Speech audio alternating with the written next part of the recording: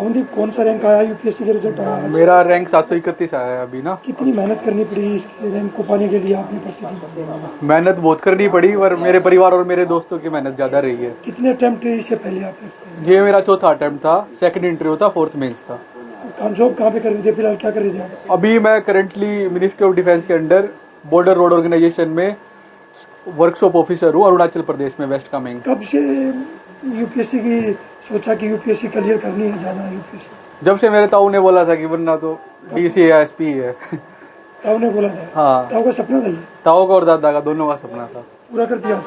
स्कूली पढ़ाई कहाँ से की आपने? स्कूल मेरा हिंदू विद्यापीठ था और फिर मैंने बीटेक की थी दिल्ली टेक्नोलॉजिकल यूनिवर्सिटी से। तो आज कितनी खुशी है इस पद पर आपको? जो खुशी आपको दिखाई दे रही है कि सब बहुत खुश है और मैं भी बहुत खुश। कितनी मेहनत प्रतिदिन करते थे इसको पाने के लिए, कितनी पढ़ाई करनी पड़ती थी? नॉर्मल डेज में जैसे स्टार्टिंग अटेम्प्ट था तो 13-14 घंटे खींचना पड़ता था क्योंकि टाइम बहुत कम था। पर विथ टाइम जैसे जैसे अटेम्प्ट बढ़े तो पेपर के टाइम ज़्यादा मेहनत करनी पड़ती थी। जैसे जब आपका प्रीलिम्स आ गया या मेंस के टाइम पे तो उस टाइम खींचना पड़ता था, वैसे नॉर्मल पढ़ाई 7-8 इंटरव्यू हुआ, उसमें कोई ऐसी बात सामने आई हो? उन्होंने मेरे से पूछा था कि आप किससे इंस्पायर हो, तो मैंने अपने दादाजी का नाम लिया था और वो आज होते तो बहुत खुश होते। उनका नाम सुल्तान सिंह है, वो खुद भी एयरफोर्स में थे और उनका सपना पूरा हुआ है हमसे सबसे ज़्यादा। किसका श्रेय किसको देना चाहोगे? इसका श्रेय मैं अपने परिवार को ही देना चाहूँगा और इसका श्रेय किसको देना? मैं अपने परिवार को और अपने दोस्तों को देना चाहूँगा। 4 अटेम्प्ट आपने दिए, 3 अटेम्प्ट इससे पहले किए हैं, कभी सोचा नहीं कि पीछे हट जाऊँ? अब तो काफ़ी परेशान हो चुका हूँ। परेशान नहीं, वो डंडी चीटी वाली बात होती है कि 100 बार फिसलती है फिर चलना पड़ता है, एक बार तो मिल ही जाती है मंजिल। युवाओं को क्या संदेश देना चाहोगे जिस तरह से 4th अटेम्प्ट क्लियर किया है? मतलब अपने सपनों को मत छोड़ो, मतलब आखिरी में सच हो जाते हैं। क्या नाम है आपका? सतीश कुमार। सतीश जी, क्या करते हो आप? एसडीओ इरिगेशन में हूँ मैं। आज बेटे ने पानीपत इतिहास रच दिया है, यूपीएससी की परीक्षा क्लियर की है, कौन सा रैंक आया है? 731 नंबर है।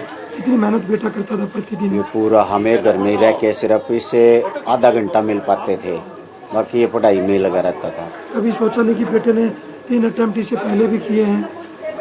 नहीं, पूरा विश्वास था हमें। पहले भी ये आईएएस की परीक्षा कर चुका है और इसका एनआईटी कुरुक्षेत्र में भी एडमिशन हो गया था और अपना एनआईटी जयपुर, आईआईटी धनबाद और उससे पहले को ये अपना मेडिकल में भी एमबीबीएस में भी सिलेक्शन हो गया था इसका। नल्लड़ था, वहाँ 1 हफ्ता रह गए, छोड़ आया था मैंने तो आईएएस करना।